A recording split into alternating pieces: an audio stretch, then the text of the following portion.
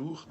Je l'avais déjà dit ici une fois après maintes analyses que la plupart des navires d'immigrés, tels que vous voulez l'appeler, qui coulent dans la Méditerranée, qui chavillent dans la Méditerranée, cela ne se passe pas par accident.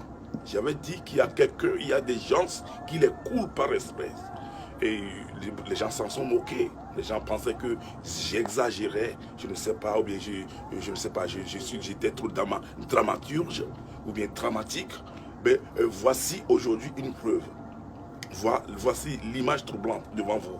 Ça, ce sont des réfugiés syriens qui sont en train d'être arrêtés, ne pas arrêtés, en train d'être coulés par les gardes côtiers ou bien la marine grecque. Ce sont des images très troublantes. Ce degré de cruauté, je ne sais pas, cela me dépasse.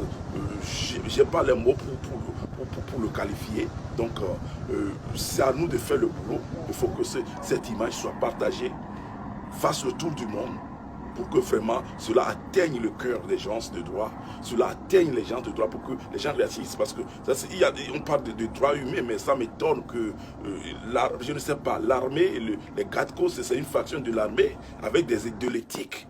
Je ne sais pas comment ils vont couler, je ne sais pas, des êtres humains qui veulent des réfugiés, vont les couler, je ne sais pas, avec des enfants. Vous entendez les enfants crier? Cela me dépasse. Donc, chers amis, faites le boulot. Ne soyons pas complices. Quand vous gardez, vous ne partagez pas.